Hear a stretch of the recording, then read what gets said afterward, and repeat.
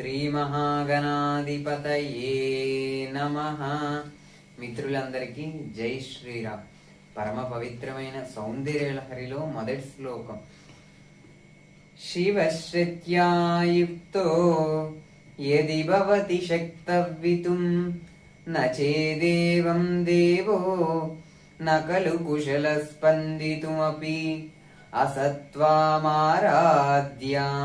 హరిహర విరించారి విరపి ప్రణంతం స్తోతవ్వా కథమపి కృత పుణ్య ప్రభవితి.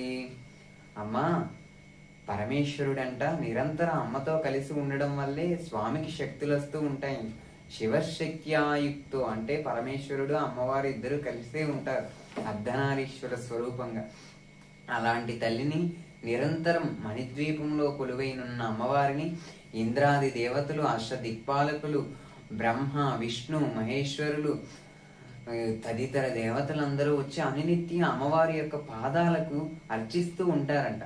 ఆ అర్చించే సమయంలో అమ్మవారి యొక్క పాద ధూళి కణాలు వచ్చి ఈ దేవతల యొక్క శరీరాల్ని తాకుతూ ఉంటాయంట.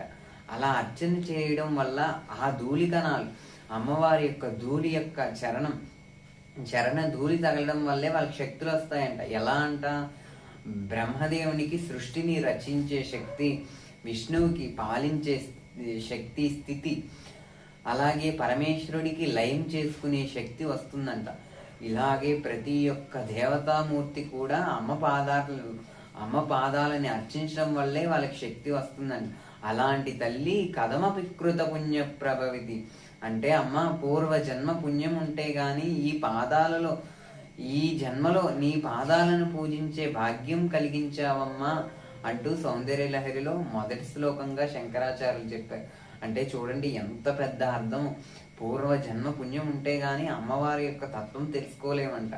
అలాగే అమ్మవారి యొక్క చరణాలను పూజించాలన్నా, ఆ తల్లి యొక్క పాదాల యొక్క వైభవం తెలుసుకోవాలన్నా పూర్వజన్మ పుణ్యం ఉండాలంట. అలాంటి తల్లిని మొదటి శ్లోకంలో అమ్మ కృతజ్ఞతాభావంతో ఆదిశంకరాచార్యులు చెప్పారు. అంటే పూర్వం కైలాసానికి వెళ్ళి పరమేశ్వరుడు 5 శివలింగాలను, అమ్మవారి యొక్క శక్తి అయిన సౌందర్యలహరి 100 శ్లోకాలను తెచ్చారంట. అలా తీసుకుని వచ్చేటప్పుడు నందీశ్వరుడు అడ్డగించి 41 శ్లోకాలు ఇచ్చారంట ఆదిశంకరాచార్యులు. తర్వాత మళ్ళీ ఉపాసన చేసి ఆయన మిగిలిన 59 శ్లోకాలను తిరిగి తెచ్చారంట.